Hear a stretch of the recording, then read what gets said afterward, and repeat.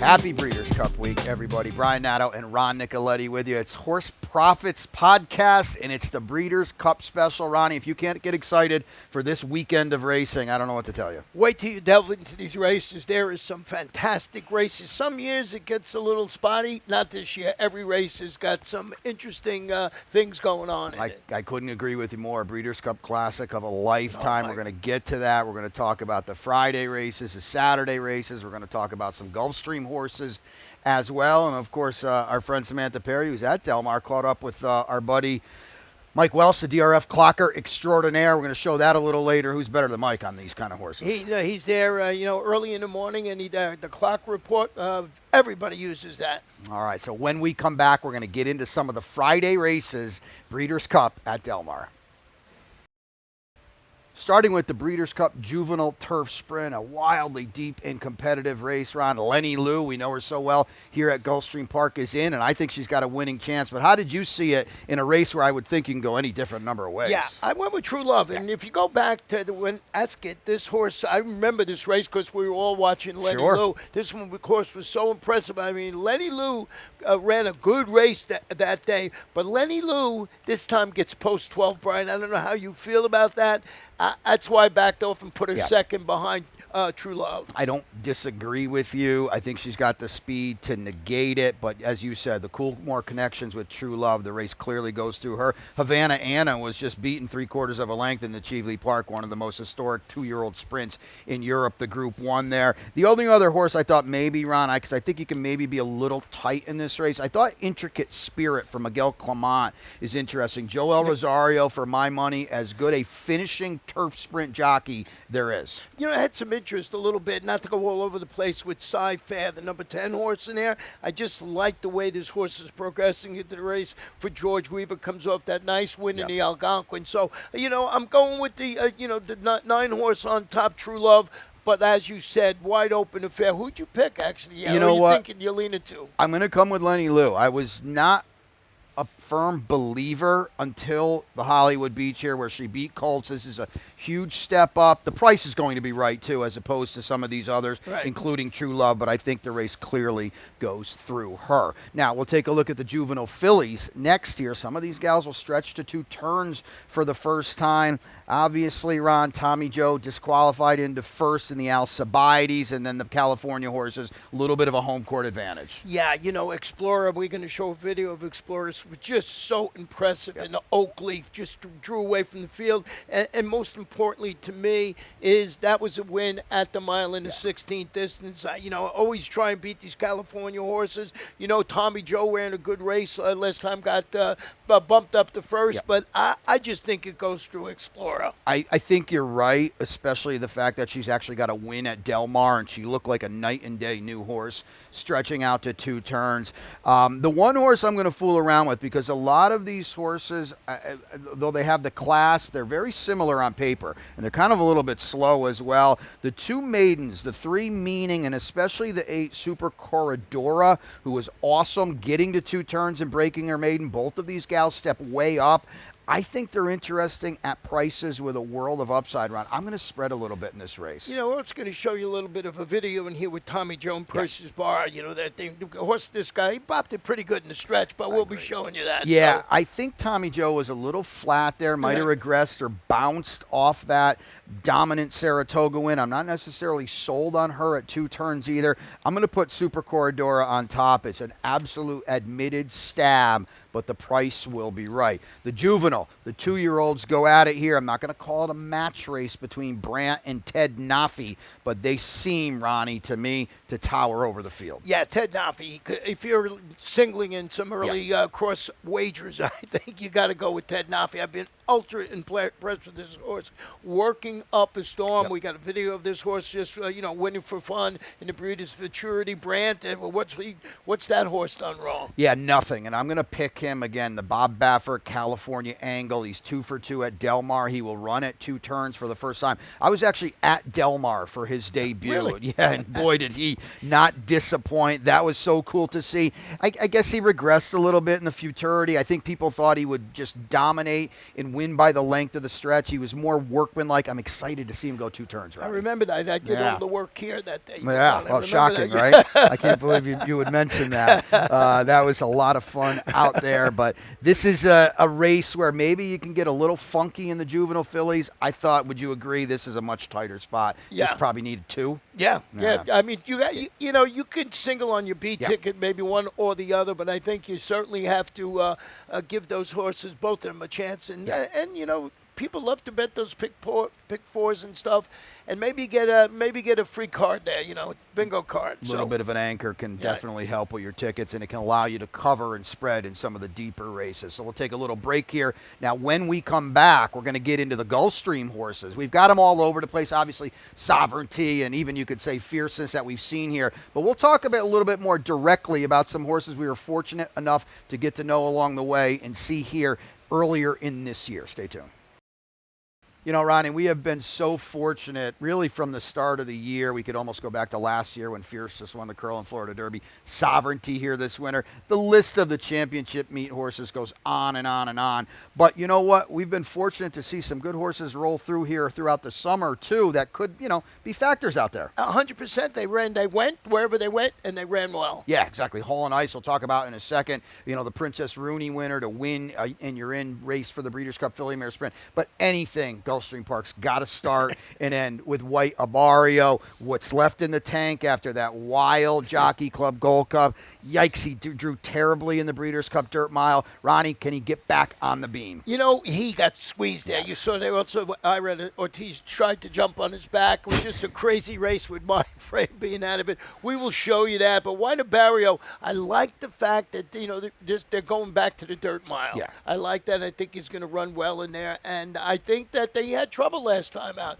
The word is he looks fantastic out there, which he always does. But he's a horse that does always train really, really big in the morning. This post position is so tough with that quick run to the first turn. It's tough to figure out where his form is because, as Ronnie said, you want to go back and find another podcast. Go listen to when Ronnie caught up with Edgar Zayas on that. That was a fascinating story, too. Right.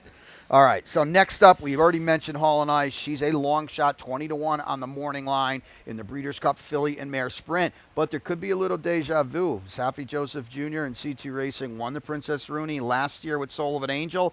Doubled up in the Breeders' Cup. Hall and Ice, a night and day different horse. She's got speed. Can she make a dent, Ronnie? She went wire to wire last time out, and she's an Arkansas bred. She's 20-1 on the morning line.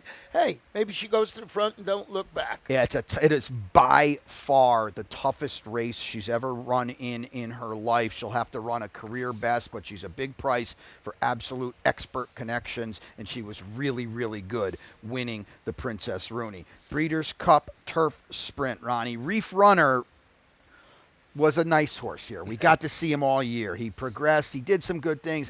Me personally, I never thought he was a grade 3, grade 2 type of winner. He's turned into that for Dave Fox out in California. It's amazing. He got disqualified out of 1, then comes back and wins. He's just amazing. Now he needs everything to go his way. I think that's a great call. In a full field in the Breeders' Cup Turf Sprint, his ride needs to be timed perfectly. He needs a grindstone-esque Kentucky Derby ride where he hits every hole. He doesn't get stopped once. He's a square price, though, and I promise you he's never been better. You know who doesn't really need a lot of help, Ronnie? Is She So Spicy, the 3-year-old filly for Jose D'Angelo and More Play Racing and company, Qatar Racing as well. Why doesn't she need a lot of help? Because she is wildly fast. I was just going to say the one word I'm going to go there is fast. Yeah. That's it. So she'll be running well in there. So, it's like you mentioned, Brian, so great to see these horses win. And we sort of have a special place in our heart for White Abarrio just because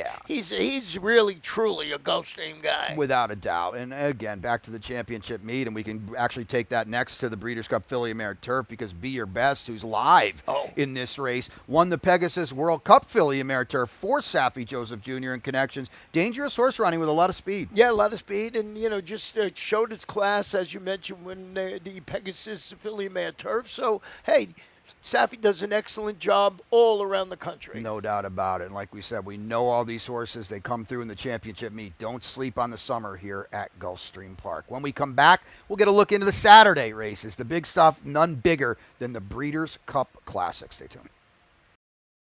Well, we've gotten through Friday. We've gotten through the Gulfstream horses. Now let's get to Saturday. Of course, the big race, the Breeders' Cup Classic. We'll go out of order and hold the best for last. Let's start it, though, Ronnie, in the Breeders' Cup Sprint. Our old buddy, the Florida bred, Ben Tornado, second in this race last year. His comeback was epic, and he looks primed, Ronnie. Yeah, he looks so good now. You mentioned that, that just a great performance at Churchill Downs where he drew up to win it by 5 lengths, and a tough beat last year. We're going to talk about Straight No Chaser a little bit. I think that horse just got the what do you call it? The best trip in the race, but just by chance. So, yeah, I'm all in for Ben Tornado. Yeah, he's going to be a tough customer to deal with. One of my strongest plays on the day, and this horse going to offer value, Imagination. Go back and watch his win at our sister track in the Santa Anita Sprint Challenge Championship last time.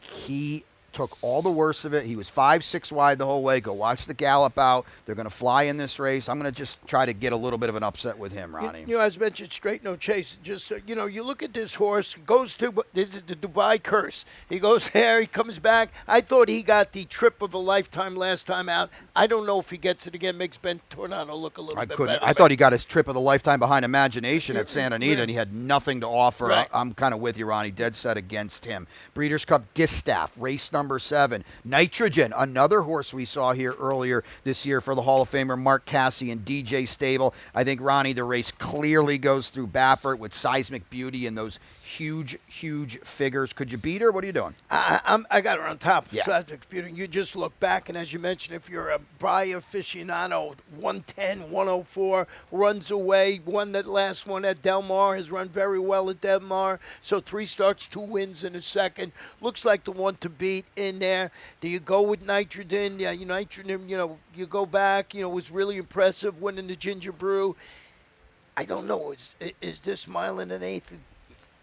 I don't know if he can beat that other horse. Yeah. I just don't. The interesting thing is that Seismic Beauty towers over the field on the buyers. You look at the thoroughgraphs, it lumps this field a lot closer together. I am going to pick her. You know who's interesting? The Florida bred, Darth Vader, who we knew here a few years ago, winning a graded stakes race at Gulfstream Park. How about that effort at the distance in the personal ensign behind Torpedo Anna, the since retired future Hall of Famer? Big effort. Got beat a nose in that race. Here's the horse I want everybody to look at. I don't know about that, and that's the 3-horse Clico. This one from Brendan Walsh. I think this horse is on the upside. 3 wins in a row. I love the connections. Flavian Pratt, I think, is going to be aboard, but he's going to be aboard. There's a horse I think you got to throw in your try or your super. Plenty of value as she tries older horses today, or Saturday, I should say, for the first time. The Turf. 1.5 miles. It typically goes through the Europeans, Ronnie. I'm not sure it's ever gone through the Europeans more so than it does this year. Yeah, I mean, Rebels Romance going for its 3rd win and just looks so impressive, this horse. Just winning last time out at Belmont at Aqueduct. Aqueduct at Belmont, I get confused. But that was her in the Turf class. It was good. You go back to last year. It was just a really good performance. Yeah. Had to really work to get it in that race, to win it by a neck. You go back to 2022. Another winner in this race, and who's the trainer? Charlie Appleby. This is his game. So this horse has won 20 of 29 career starts, $14 million, won this race at Del Mar last year. How good is this race? He's not even close to favorite on the morning line. Why? Because Coolmore and Aidan O'Brien bring in Minnie Hawk, the 3-year-old daughter of the immortal Frankel. She was beaten ahead in the Arc against 16 rivals, 3 Group 1 wins against the 2-year-old fillies and 3-year-old fillies and mares. She's 8-5 on the morning line, Ronnie. Yeah, the horse that beat her, that's the best horse out in the country, as they say. So, we had reeled off like 1, 2, 3, 4 in a row. 3-year-old against older horses, I don't know, but they think that this horse is something else. I'm going to go with Rebel Romance over that horse in there. I just feel that is the way to go in there. Then the interesting horse to me is the number 10 horse, Brian, if I could turn my page. Not the number 10, the number, I forget what number it is. It's the other Charlie Appleby. Number 10. The number 10, I just think this horse has got a shot. He's on the improve, so I think maybe he runs well in there. Yeah, I mean, I actually thought he was a good thing in the Turf Right, Classic. He right. was behind Rebel Romance. He's going to have to class up. I know he won the Sword Dancer. El Cordobes. El Cordobes, You know yeah. that is one of the greatest matadors there ever Wow. was. I Not know even- that from being in Spain when I was a kid. Oh, I thought you were going to say from being a matador. No, no, Okay. I didn't try that yet. Mini Hawk for me. If somebody other than Mini Hawk or Rebels Romance wins it, I'm not sure who it is. Maybe Goliath. He drew well. They tower over the field. One more before the Classic, even though we're going to go out of order. This is race 10. The Classic is sandwiched in between, but race 10 is the Breeders' Cup Mile. Another Godolphin heavyweight notable speech, Ronnie. Third in this race last year. Another race where the Europeans, what do you think? They hold the measure here? Yeah, no, I'm going Okay. with Michael McCarthy. You know what All right. I'm going with the old horse for course angle. This horse has had 6 starts at Del Mar. Formidable man. Yeah, formidable man. 6 starts at Del Mar, 6 wins. Johnny Velasquez seems to win every stakes race, Yep. no matter where he is. And I just thought this horse's performance in the Del Mar Mile, in the Eddie Reed, were top notch. I'm trying to beat these. I just like that old horse for course angle myself. I worry about Notable Speech's running style that works at Woodbine. When he won the Woodbine Mile coming from the back, it did not work last year when he did run so well, but he came from 8th and he couldn't quite get there. Johannes beat him. I'm going to play the 3-year-olds in here. Salon in the Lion in Winter, the 3 and the 4. They ran 1-2 in the Prix de Longchamp last time at a mile, a different course, a different layout. I know that. Lightly race upside, and I think they'll both offer some square value in a race where I think maybe you spread a little bit, Ronnie. What do you do with Johannes? I think you have to use him. He got back on the beam last time. Why they brought him to Saratoga off a layoff like that is beyond me. Draw a line through that race. He likes it here. He was so good running second in this race last year. To me, if you're playing a real serious ticket, I certainly wouldn't let him beat me. Well, he was in front of Notable Yeah, Speech exactly. last year. So, I mean, if you like one, you got to sort of use the other. I mean, those are hard-knocking campaigners. Brian's going with the light, with the 3-year-olds in there. I'm going with the old horse for course angle. Point I'm trying to make is that's where you got to spread. I could not agree more. So you've heard from Ron and I. We've talked about the horses on Friday, on Saturday, the Gulfstream horses as well. So we mentioned Samantha Perry's at Del Mar. You know who else is at Del Mar? Our buddy Mike Welsch, clocker extraordinaire. When we come back, we're going to hear from him, a guy that's been out there for the better part of a week and a half now. Stay tuned. You know, Ronnie, I can speak for you. I think we'd both love to be at Del Mar. We can't. We've got a great weekend of racing right here at Gulfstream Park. But you know who is and has been is our friend Mike Welsch, DRF clocker extraordinaire. And Samantha caught up with him. Yeah, Mike does an excellent job, and you can, of course, get the clock report, drf.com. Mike does an excellent job. I never saw someone who works so hard. He starts at 5 in the morning, and he just goes, for me, he gets a B+. I love that. One of the good guys in racing and a big help to us around here. Let's hear what Samantha and Mike have to say. All right, I'm with Mike with the Daily Racing Form. Mike, you're a California guy now. How's the weather been treating you? Are you enjoying it? Yeah, I mean, it's definitely a lot cooler than down there. I mean, the mornings, it gets pretty chilly here in the morning, and the afternoons, they were beautiful. And, we had fog one morning, which is like a 4-letter word for clockers, and you can't see anything, what's going on out there. And, if you're out there at 5:30 in the morning, at least you want to be able to see what's going on. So we had one morning that was an issue for most of the morning. But other than that, I mean, I kind of like it out here in the West Coast. The only part I don't like about it is getting here, because any flight over 2 hours is too long for me. Oh, well, we are happy you made it there. Obviously, you've got such a keen eye for these horses in the morning, and we've got a huge weekend. It's a lot of work for you, but it's also very exciting.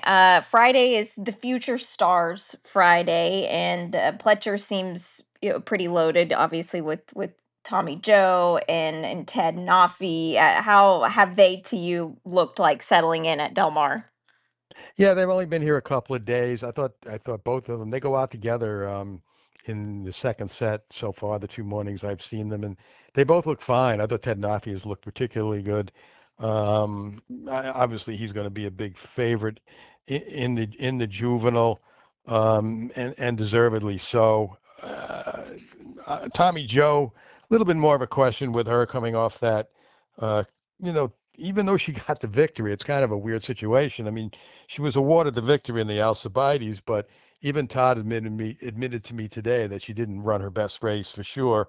And it still leaves a little question mark about whether she's going to get a mile in the 16th, because even though she got, knocked around pretty good by Percy's bar, the general consensus is, and I think Todd would probably agree, that she wasn't going to go by her that day. And, Right. she faded back to second. Her buyer number was 10 points loaded than either of the races at Saratoga. And again, I don't know if it was because of the bumping or the fact that maybe she just doesn't want to go a mile in the 16th. Todd also thought she might have been in a little bit of heat going into that race. He said, I don't know if that was any excuse or not. It's hard to put a finger on it, but he said she's done tremendous coming out of that race, and he said, I don't know if it necessarily means that she's going to improve a lot off what we saw the first two times, Hmm. but he's pretty confident that she could run back to those races and that she's going to. Get the mile in the 16th. He seems confident of that fact. Whether it's good enough to win or not, that still Yeah. remains to be seen. Bob Baffert has a pretty strong hand in Bottle of Rouge and Explorer in that Right. race, and Iron Orchid comes in undefeated, and she won the Frizette, although it wasn't a scintillating edition. She was able to get a mile the first time. Well, now she has to go 2 turns, so that question mark is there too. So to answer your question, though, I think Todd is quietly very confident starting Friday with his two-year-olds in the dirt races. Staying on the fillies and mares, Darth Vader on Saturday. I know you kind of particularly have you watched her work a couple of days ago, and you kind of singled her out on X a little bit. What do you think about her? She's one that we've seen for a long time in our backyard. Yeah, I mean, she just looks like a filly that's gotten better and better. I mean, her last race, she just got beat by Torpedo Anna at Saratoga, and then George Weaver decided to not give her another prep and just train her um, into the distaff. And I hadn't seen her works. Obviously, she's been up at Saratoga, and I've been long gone from Saratoga. But I really like what I saw the other day in the work. It was a slow work. It was on paper 49 flat, but she just cruised the first eighth away from there in 13 and 3, and then came home in 35 and change. Did it easily and galloped out super strong. And what I liked even better was the next morning, when most horses after a work like that are going to, or any work at all, are going to take the morning off and just have an easy morning walking and come back to the track maybe 48 hours later. She was not only back on the track, but she showed terrific energy galloping around there again the morning after her work. So a lot to like from her. Again, like I said, she's a filly that's gotten better and better. She got her best buyer number in her last start, 100, I think it was, and she's got her hands full in this field, especially with Seismic Beauty in there for Bob Baffert. Right. But I think she's gonna run big. Dave Grenning called her a buzz horse. I don't know if he called her that because of what I wrote about her, or there really is a buzz about her besides what I'm writing. So, but she was one of the works I really like since I've been here. What about seeing journalism work the other morning? How was that? Well, journalism is a sensational looking horse every morning. One of the clockers here just called him a show horse. He just every day he looks perfect. He goes out there and gallops a mile and 3/4 with his neck bowed and dragging the rider around. But his work, it was designed as a maintenance work, and he did a lot more than I thought he would. To be honest with you, 6 days before the race, I really thought Michael would work him a couple of days earlier, but he was waiting for when Jose could get in. Right. So his new rider, for those not knowing who I'm talking about, Jose Ortiz Jr. So he chose to work him on Sunday, and he went an easy 5 ace in 101, but then he just kept going and going. He went out a full mile in 141 and change, 141 and 4, I think it was. Did it in company, so maybe the company, made him do a little more than even Michael would have wanted, but you couldn't knock it. And Jose was raving about him coming Yeah. back. Look, he's a really, really good horse. Fierceness and Antiquarian with Todd Pletcher, two other horses that you've seen, specifically through your time in Florida and in Saratoga. Have they been looking good to you up there? Yeah, I mean, he's got three. Obviously, he's got Mind Frame as Oh yeah, well, who's a exactly. question mark coming off that debacle, in Saratoga on Yeah. Labor Day, where he really, he's coming into this race basically without a race now in several months because, he lost the rider that day and really never got to run at all. But, the three horses, the 2 days they've been here. Interesting that all the New York horses got here in the same plane or planes on Sunday, and Todd chose to send those three out the next morning for a regular gallop, while Chad Brown, Sierra Leone just jogged, and contrary thinking too, although no one's really considering him a factor in the race other than as a rabbit. But he chose to just jog his horse. But Todd galloped the three of them, and then they came back again this morning and picked up the pace a little bit. I thought they all looked very good, so I'm expecting them to run their races. I think fierceness of that bunch is definitely the one to beat. He's had a race over this track, winning the Pacific Classic despite the kind of a kerfuffle leaving the gate. And he beat Journalism that day too. I expect fierceness to run extremely well, whether the rabbit is in there against him or not. The one horse I'm waiting to see work, and that work is going to be scheduled the day after we are taping this, and that's Forever Young, the Japanese horse. I think, he could be a very dangerous player in here at maybe a little bit of a price. He's run well in his two previous appearances in the U.S. It looked like he should have won. You could have made a big case that he should have won the Kentucky Derby as a 3-year-old, and last year he didn't finish far behind Sierra Leone and Fierceness in the Breeders' Cup Classic. He's won 3 or 4 starts this year. Yeah, he's not a flashy horse in the morning when he gallops, but he sure puts in a lot of time and energy out there. He's certainly not going to lack for fitness coming into this race, and in a mile and a quarter, looks like it's right up his alley. Do you have one race in particular just that over the years you've really enjoyed watching just as a spectator? What specific Breeders' Cup race? I think I like the sprint. I Yeah. just I enjoy it. And this year it's going to be more enjoyable than ever because it's going to be a 14-horse field if we don't get any scratches between now and Saturday. So there's going to be a little bit of luck involved in a race like that. And we have a local interest in it in Ben Tornado, who began his career Yeah. with us at down in Florida, and he almost won the race last year. I got to admit, he surprised me. I Me didn't think as a too. 3-year-old Yep. he was good enough to do that, and he came within a few feet of winning the race. And I know Jose D'Angelo, from the moment he crossed the finish line, just couldn't wait to bring him back here a Right. year later as an older, more mature horse, as a 4-year-old. And he had he had a bunch of bumps in the road. He had some bone bruising and some other issues. So he's only had one start since then. But what a start that was. I mean, he was just tremendous, winning a little stake at Churchill Downs. He got a buyer speed figure that was by far the highest of his career, which just kind of backs up Jose's thinking that this horse is bigger and better now Yep. than he was a year ago. He doesn't think he needs to be on the lead. He could probably rate him. He drew a good post being outside. He's going to be the favorite. So value wise, in a 14-horse field, you want to take 5-2 or whatever he's going to be. I'm not so sure, but I think he is definitely the one to beat. Although, you could probably make a case for some price horses in here. One of them I thought is Banishing, who blew out this morning. I wasn't, it was just an easy quarter-mile work, really. But I just think this horse turning back to 6 furlongs, if the racetrack isn't too ridiculously speed crazy, and he can work his way through the field with a little pace help up front, he's going to fly a little under the radar. I think he'll be a bit of a price, and with Tyler on him, I could see this horse come flying, at the end. Same with Right. Imagination too. This is a horse that nobody even thought of as a sprint contender a month or so ago, and Bob Baffert, at the last minute put him in the Centennial of the Sprint Championship off a 9-month or 8-month layoff, and he won the race under a hold coming Right. through the wire.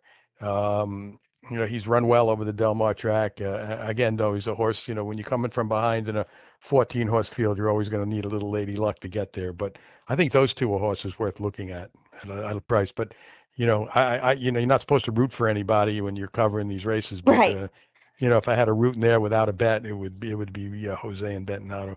Yeah, I'll be interested to find out how he looks on the track. I know when we recorded this, he just shipped in that morning, but he came Yeah, off the he was on the van like track a this month. morning. Yeah, Yeah. he was on the track this morning with She's So Spicy. They came out early in the dark.